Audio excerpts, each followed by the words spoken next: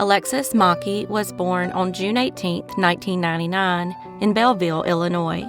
After graduating from Wesleyan High School, Alexis went on to study radiology at Kaskaskia College. She was looking forward to graduating in May 2023, but she never got that opportunity. By the age of 24, Alexis was living with her boyfriend, 25-year-old Emmett Metzger, in an apartment on Hanover Street in New Baden, Illinois. Alexis worked as a bartender at Grit and Tonic in Lebanon, and when she wasn't working or in class, she loved spending time with her family and friends. People who knew Alexis said she was upbeat and kind-hearted, and always put others before herself. In November of 2023, Alexis made the decision to end the 2-year relationship with Metzger because his jealousy had consumed their relationship. She could no longer spend time with friends or her own family without him getting upset. Even after the breakup, they continued sharing the apartment because both their names were on the lease. This wasn't a good idea because Metzger was far from being okay about the relationship ending, and on November 4th, 2023, his jealousy spiraled out of control. At around 4:20 a.m., as Alexis and a male coworker by the name of Giovanni Venuti were sitting in her car in the parking lot of the Grit and Tonic bar that they worked at, Metzger pulled up in his truck. He got out, walked over to the passenger side of Alexis's car, and punched Giovanni several times, injuring his face and chipping his tooth. Giovanni and his father reported the incident to the police, but strangely, Metzger wasn't arrested. Giovanni's father went to the police to find out why. Turns out that the Lebanon Police Department does not immediately arrest suspects in standard battery cases. With Metzger free to go about his business, he called Alexis and asked her to come by the apartment they shared because he said he felt bad and wanted to apologize for hitting her coworker. He also begged her to bring their dog Echo that they had adopted together so that he could say goodbye. Alexis informed her mother that she was heading over there and said that Metzger promised not to hurt her. She arrived at 4:20 p.m., 12 hours after Metzger attacked her coworker. Once inside the apartment, Metzger pulled out a 9mm pistol and shot Alexis multiple times in the living room. He then called 911, admitted what he had done, and asked to be taken into custody. After being arrested, a toxicology report showed that Metzger had been using cocaine, THC, and alcohol in the hours before the shooting. His last post on Facebook is him talking about how much he loves her. Thankfully, Alexis's mother took in her dog Echo and her 2 cats, Scout and Honey. Employees at the Grit and Tonic bar where Alexis worked closed their doors for a few weeks to allow everyone to grieve. After that, the bar began dealing with staffing issues and eventually closed in May of 2024. As for Metzger, he pleaded guilty to first-degree murder in April 2025 and was subsequently sentenced to life in prison without the possibility of parole.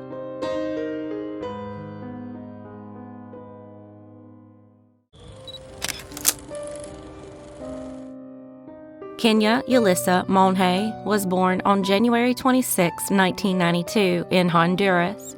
At some point, she and her family moved to the United States, and by the age of 19, Kenia was living in Denver, Colorado. Sadly, she would never make it to her 20th birthday.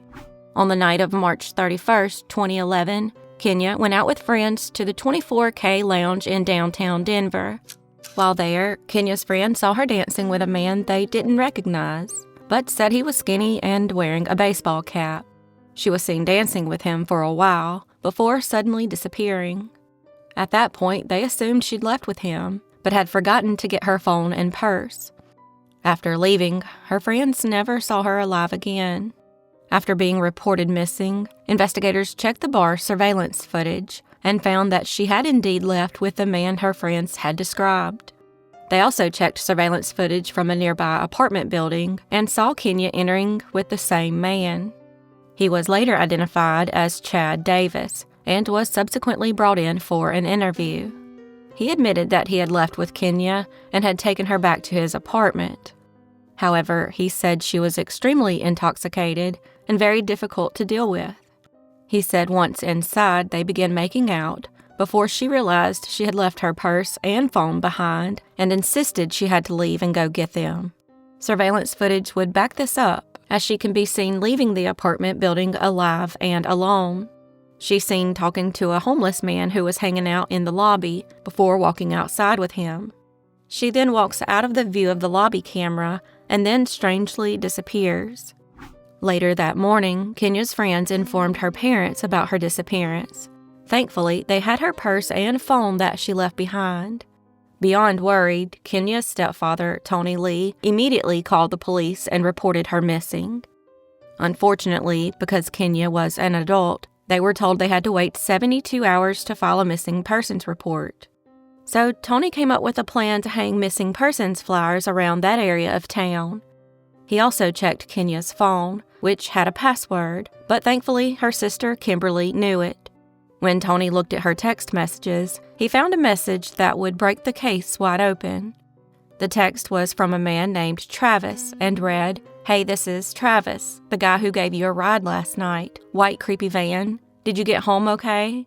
The man was quickly identified as Travis Forbes, who owned a gluten-free bakery business. Tony began calling him and left around 20 to 25 messages before Travis finally called him back. He explained to Travis that he was Kenia's last known contact and wanted more information about their encounter. Travis then goes on to say that he met Kenia on the streets in downtown Denver on the night she disappeared. He claimed she was upset and drunk, and that he allowed her to use his phone to call her own phone that she was searching for. He then offered her a ride in his white cargo van, and she accepted. That explains how he got her phone number. Travis wasn't alone at the time and had his friend Edward with him. However, he dropped Edward off somewhere downtown and then continued on. He said that at some point, Kenia asked for some cigarettes, so he stopped at a Conoco gas station.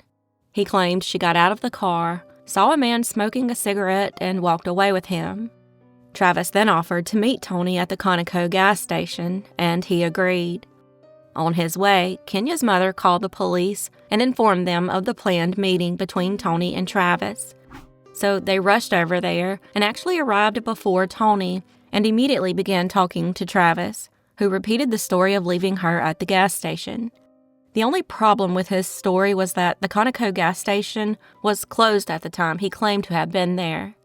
Investigators also asked if they could check his van, and Travis agreed.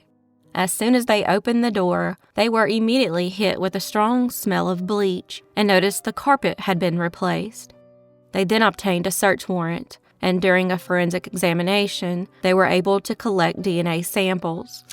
They also checked surveillance at the commercial kitchen that Forbes used to bake for his business, and they were shocked at what they saw.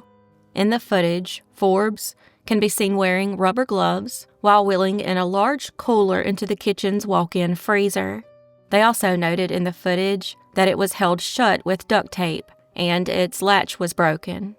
Unfortunately, that cooler was never found. Witnesses also saw him in the back alley behind the bakery, burning something in a metal barrel. The barrel was tested for DNA, but nothing was found. Even though they were suspicious of Forbes, they didn't have enough physical evidence to charge him in connection with Kenia's disappearance. Then, on July 11, 2011, a 30-year-old woman named Lydia was attacked in her apartment after returning from watching fireworks. The suspect sexually assaulted, strangled, and beat her to within an inch of her life. Her attacker then poured bleach on her to destroy evidence and set her apartment on fire. Thankfully, Lydia escaped by jumping out her second-story window and ran to an ambulance that had just arrived. When medics asked if she knew who attacked her, she said she didn't. Soon after, Lydia suffered a stroke and was placed in a coma for over 5 weeks. After she regained consciousness, she learned that DNA recovered from her sexual assault kit had led police to none other than Travis Forbes. He was then arrested and charged with a brutal attack on Lydia.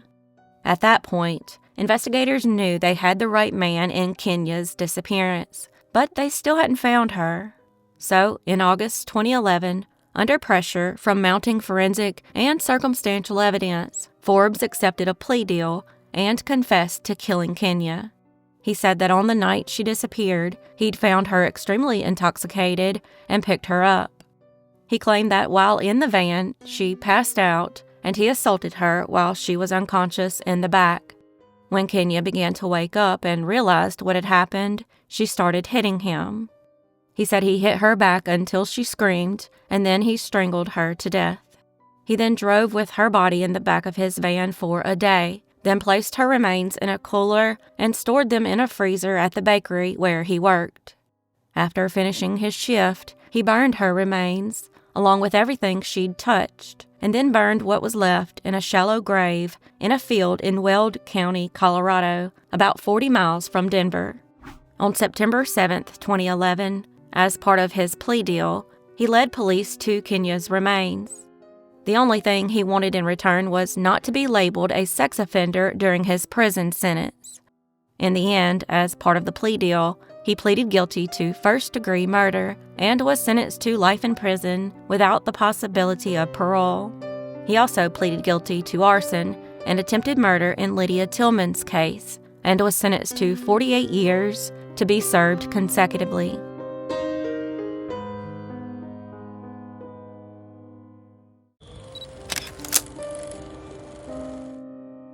Nicola Furlong was born in Ireland on December 17, 1990, and was a native of Curracloe, County Wexford. At the age of 21, she was a student majoring in business and Japanese at Dublin City University.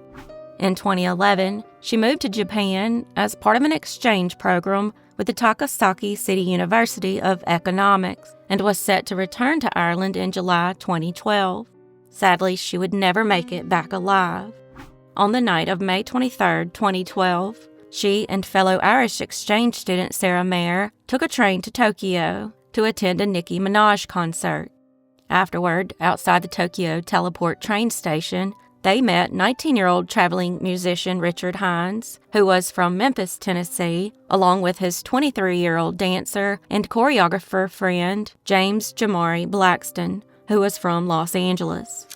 Together, the four of them decided to go drinking in the bars in the Shibuya district. After arriving at the Scramble Bar, Nicola and Sarah decided to show their appreciation and bought the men a round of drinks.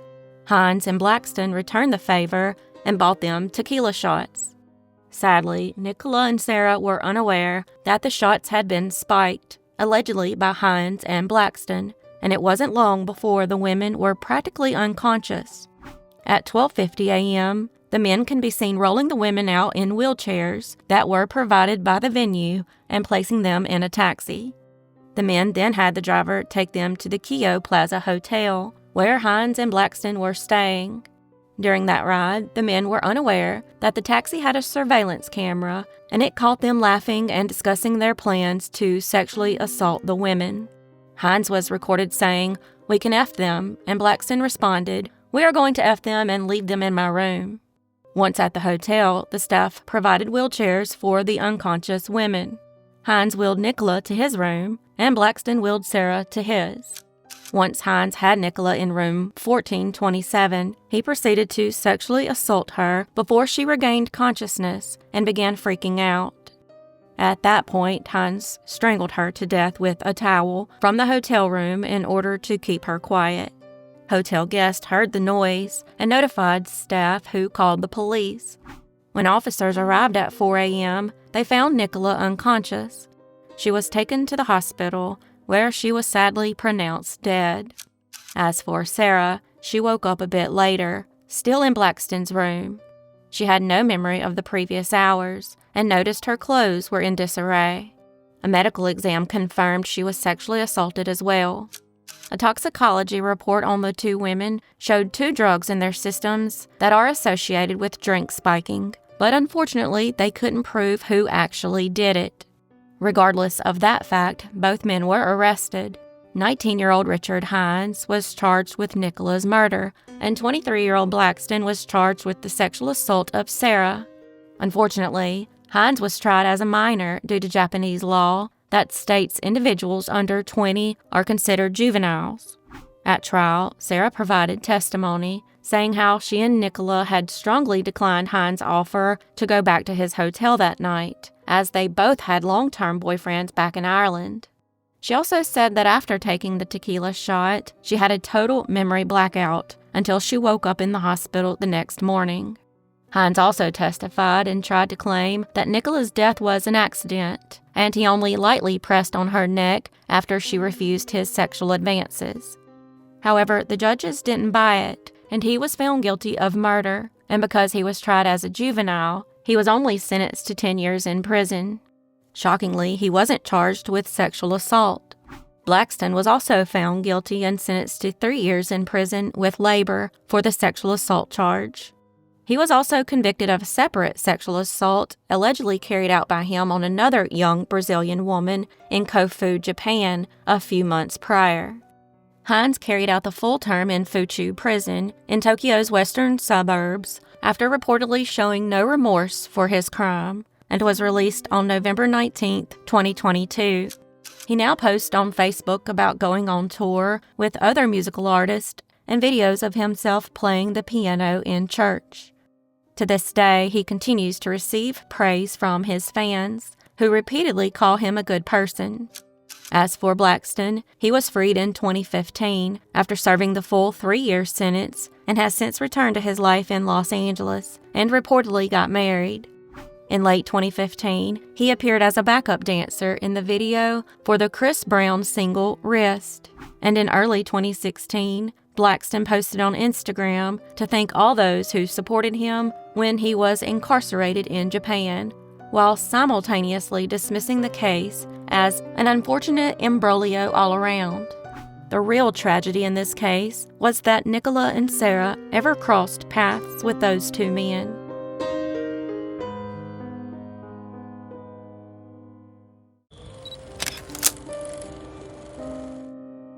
Pamela Maurer was born on October 24, 1959, in Sterling, Illinois, to Betty and Louis Maurer. At the age of 16, Pamela was living in Woodridge, Illinois, and was a junior at Downers Grove South High School. On the night of January 12, 1976, she spent the evening watching TV at a friend's house in Lyle, a few miles from where she lived. She left around 10:30 p.m. to get a Coke at a nearby McDonald's, and sadly never returned. The next day, a passerby found her body along the side of College Road near Maple Avenue. The autopsy showed Pamela had been strangled with a rubber hose and sexually assaulted. Her purse and car were later located near the intersection of Woodridge Drive and 75th Street, only a short distance from her home. Investigators collected DNA evidence from her assault, but at the time, there was no technology available to analyze it, and for the next 44 years, the case remained unsolved. In 2001, investigators were able to develop a DNA profile of Pamela's suspected killer, but it didn't match anyone in the system. It wasn't until 2019, when DNA technology had become more advanced, that authorities were able to use the evidence to create a composite image of the man responsible. They also used the DNA to create a profile of the suspect. This eventually led investigators to a man named Bruce Lindahl, who was from Aurora, Illinois. He would have been 23 years old at the time of Pamela's murder. He then died in 1981 after stabbing 18-year-old Charles Huber, a senior at Walbonsee High School in Naperville. During the attack, he accidentally cut a major artery in his own leg and bled to death on the scene. When investigators searched his apartment, they found many photographs of naked women. In late 2019, Lindahl's remains were exhumed, so his DNA could be compared to the sample collected from Pamela's body, and it was a match. Authorities have said he often lured victims through small talk or offers of help and took pictures of them. They described him as a manipulative predator who often photographed his victims and kept their pictures as trophies. 4 years after Pamela's murder, Lindahl sexually assaulted Deborah Colliander at his home in Aurora. Deborah managed to escape, and Lindahl was charged with the assault and then released on bail. He reportedly told a friend that if Deborah didn't show up in court, he wouldn't be convicted. On October 7, 1980, just 2 weeks before the trial was set to begin, Deborah disappeared after leaving work at a shopping center, so the case against Lindahl was dismissed after her disappearance. On April 28, 1982, several months after Lindahl's death, Deborah's body was found in a shallow grave in rural Oswego Township, and her death was ruled a homicide. Investigators have said publicly that Lindahl was likely a serial offender connected to other cases, including Kathy Helly, who was identified through DNA in 2024. Investigators believe Kathy was abducted in March 1979 after leaving her apartment complex in North Aurora. Her body was found weeks later in the Fox River, about 40 miles west of Chicago. Now that they had Lindahl's DNA, investigators were able to prove that it was his DNA that was found on Kathy's clothing. In total, they believe he killed as many as a dozen women and girls. To this day, investigators continue reviewing unsolved sexual assaults and homicides from the 1970s and early 1980s across northern Illinois to determine whether Lindahl's DNA connects to additional cases.